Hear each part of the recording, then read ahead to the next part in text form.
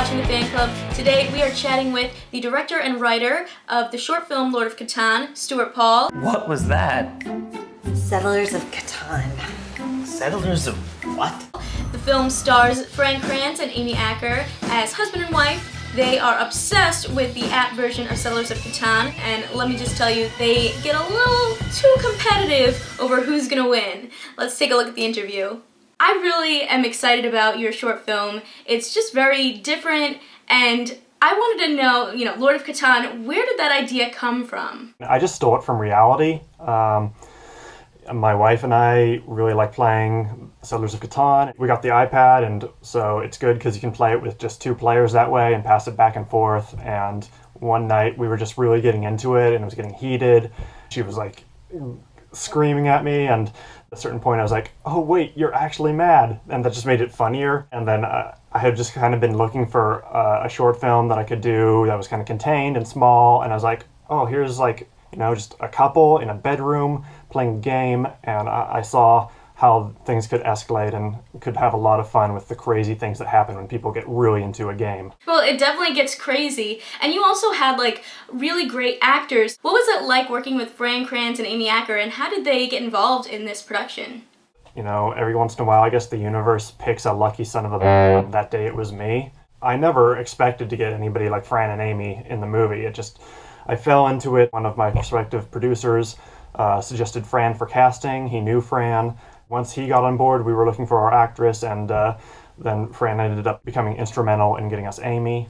And working with them was amazing. They taught me so much, really, because this was like my first time really picking up a camera since film school. Watching how they processed emotions and what they did to kind of ground the script and keep the progression of the character grounded but still kind of out there till you get to this insane sort of pitch of their performance was really interesting. When we were rehearsing, there was one of the scenes, the ending, Fran was like, I feel like doing this, I don't know, and we started talking and came up with a new ending that ended up becoming integral to that scene.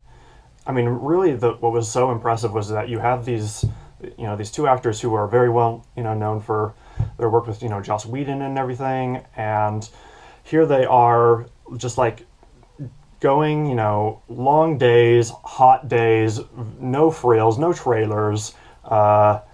They're going through night shoots. We had them up till 3 a.m. sometimes, and they were just like troopers, like true indie film. Like people just dedicated to something they want to create. What I wanted to know also is you mentioned that the ending, Fran kind of helped change a little bit. So that was something I was wondering. It's a very dark ending. Was that wasn't originally how it was written? Oh, I was talking about the ending of a different scene. He just made it more real, and by making it more real, it also became funnier. But as far as the ending of the movie, that was always how it was planned to be. I wanted every scene to be kind of a different progression with the camera and the lighting reflecting what's going on with the characters. And when we get to Amy's breaking point, basically, I just wanted to go insane. And so we ended up doing some really crazy stuff. We got a projector and strapped my laptop to it, and had a guy holding it over his head, chasing the actors around the set with it while it projected hexagons and skulls and pentagrams onto their faces. We also did some stuff with a GoPro just to have a sort of poor man's body rig where they would hold it and spin around. And we had a sheep there. We had a lot of just lighting effects, just flashing different colors on them, and just everything trying to get them into the mouth of madness. It was awesome. I was like, whoa, this is insane. I've actually heard a lot of people say that they felt the Lord of Catan was very Whedon-esque, and I would assume you're a Joss Whedon fan. What is that like to hear that, and do you feel like he kind of had a little bit of inspiration in this in the short film? It's tough to say how much of that is just because of the actors, because you're going to draw those parallels when you see Fran and Amy together. Obviously, there's some dialogue play. They have their own sort of, geek-centric world that you can also, though, relate to on a human level because, it's all about the interaction of men and women. And, I mean, being that Amy is, really just kind of the main character, I mean, they're really equal in terms of screen time, but in terms of who ends up driving the film at the end, it's Amy. And I mean, so I think that certainly echoes, your Buffys and, the strong female characters that we love Joss for. But with a guy like Joss, when you're a fan and when you're working with these actors, I think that in a way you're inheriting some of what he's given us. I mean, if only with the actors, the fact that he created this stable of people that kind of float around his universe, and then every once in a while they like a comet that comes through someone else's universe, we get to latch on real quick and ride with them. So that's kind of cool.